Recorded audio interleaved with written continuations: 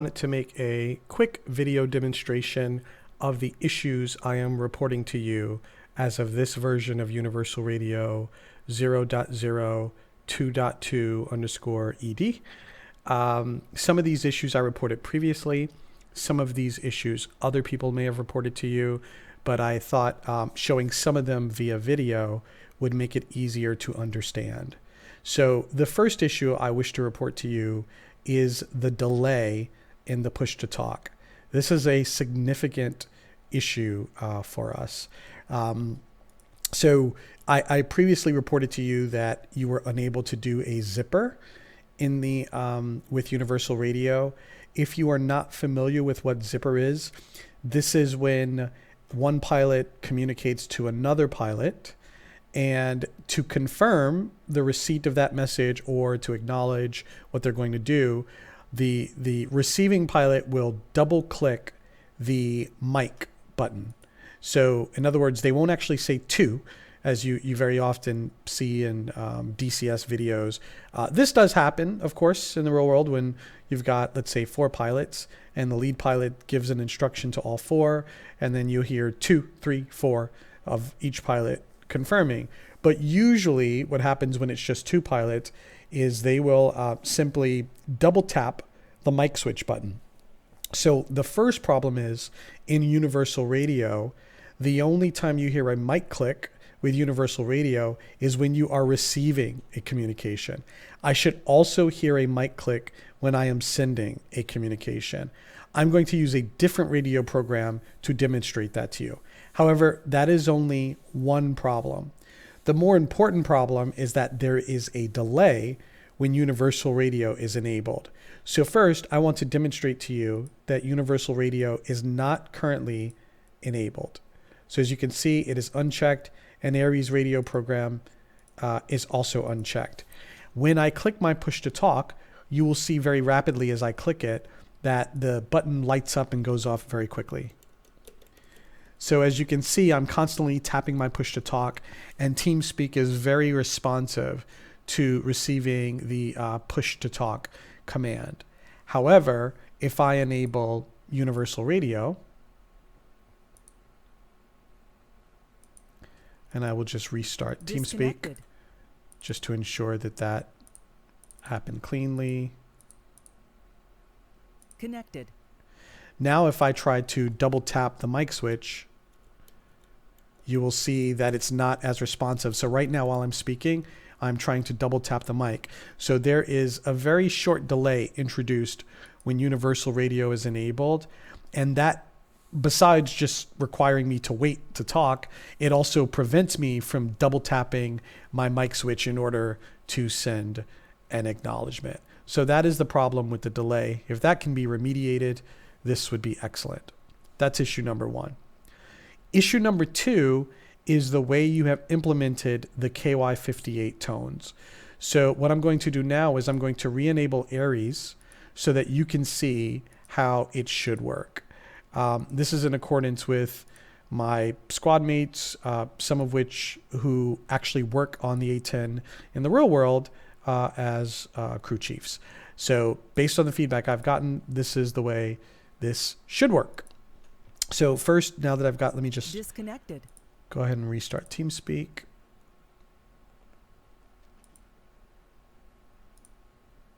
Okay, now I'm using the Aries radio program. Let me be clear. This is not to suggest you should do exactly what these guys are doing, but according to working with my squad mates Eddie in the past, talking to Snoopy about it, this is the way the real KY58 works. So I'm going to quickly launch. And one of the things you'll notice about the Aries program is that in Universal Radio, you have the external radio program that pops up when you're in an FC3 jet. In the Aries radio program, their little equivalent will show even if I'm in the A10, which of course has the radios built in. I am going to, although that little pop-up window is not necessary, I'm going to use it to demonstrate to you which radio I'm talking on. You'll see what I mean in just a second here. So let me jump into the cockpit. I'm going to turn the cockpit sound down so that you can only hear the radio.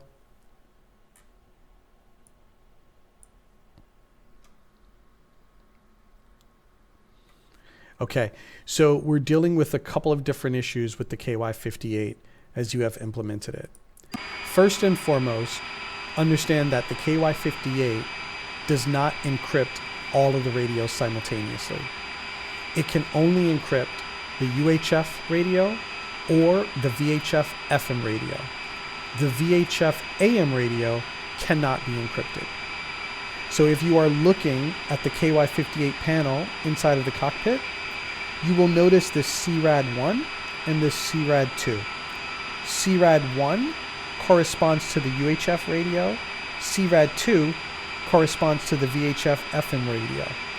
So previously, when I reported to you that the pilot should hear a tone before speaking, now that you've implemented it in Universal Radio, what happens is the pilot hears a tone no matter which radio he is using, which is not correct. I should only hear the tone depending on which radio is encrypted. So the first thing you're going to notice is when I turn on the KY58, you're going to hear a long tone.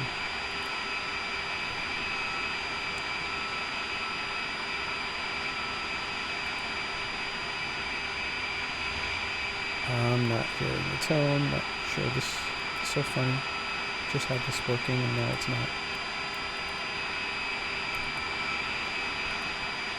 Forgive me, allow me to just quickly restart this.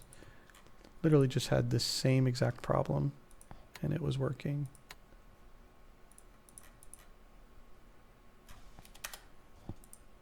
Okay, let's hop back in. Connected. All right, let me just confirm my plugins are set. Okay, I'm good to go there. All right, sorry about that. Hopefully this won't be too painful.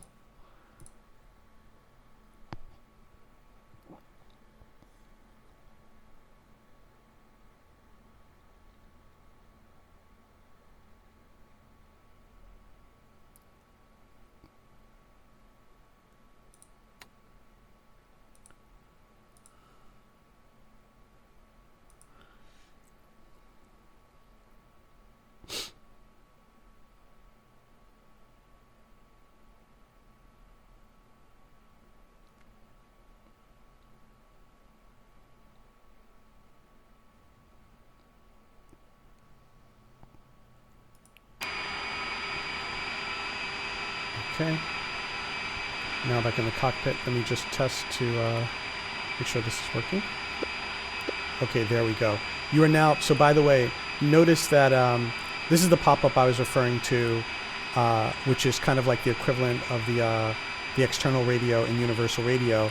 This isn't needed in the A10. I can actually hide it, but I'm going to use it to demonstrate to you. So this is the VHF AM, this is the UHF, and this is the FM radio. Okay, and it's corresponding to its mapped, just like Universal Radio in the pit. So this is what I want you to notice. When I talk on my Fox mic, the button lights up. When I talk on my mid, it lights up. And when I talk on my front, it lights up. Again, this is not needed in Universal Radio. I just want you to follow what I'm doing here. So again, the VHF radio cannot be encrypted. When I turn on the KY58, the first thing you'll notice is a long tone. That tone continues until I touch the mic switch. As I understand it, that is how it is implemented in the real jet. Again, this is a very minor issue. It's not that important. What is important, however, is that now that I've turned it on, CRAD1 is selected, which means only the UHF radio should be encrypted. You will notice if I press my push to talk on the UHF radio, I get a beep. That is letting me know I'm talking on UHF encrypted. If I press my Fox mic radio, you will not hear the beep. You will only hear my mic clicks as I release. Same thing on my VHF AM radio. You will only hear the beep on the UHF. Okay? Now if I switch to CRAD2, now I'm encrypting my Fox mic radio and not my UHF radio. So only one can be encrypted at a time. So now when I press UHF, there is no beep, but when I press Fox Mic, there is. Now you can hear the beep there. So again, I wanted to demonstrate that number one, when the KY58 is turned on, I should not hear beeps on all three radios, and it is only possible to encrypt the UHF and the VHF FM radio with the KY58. The other issue I wanted to report to you that with Universal Radio, it is not enabled when ground power is turned on. In other words, Universal Radio is requiring that I turn on my APU in order to use my radios. I should be able to use my radios when I turn on the ground power in the simulation. You will notice that if you turn on the ground power, you are able to talk to the AI radio, for example, like the ground and tower, etc. But if I'm using Universal Radio, my VHF, AM, and FM radios are not operational until I actually turn on the APU. That's another bug I wanted to report.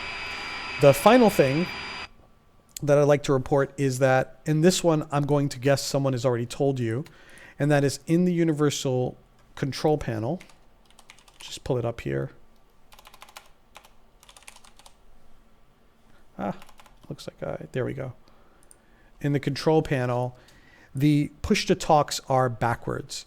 So radio 1 in the Universal control panel is actually VHF FM, and radio 3 is actually VHF AM, where in the documentation it refers to VHF AM as radio 1 and VHF FM as radio 3. I think it's right for the FC3 jets, but for the A10 it is not correct. So we have to set this as the FM push-to-talk and this as the AM push-to-talk. So a minor issue for sure, but I did want to report that to you. I will send an email along with this video, and I hope it is very useful in terms of your continued development. Thank you for everything that you're doing. By the way, Universal Radio has been extremely stable for us. We have not had anyone crash in TeamSpeak or DCS since using it. So we are extremely appreciative for the stability. And hopefully the product continues to develop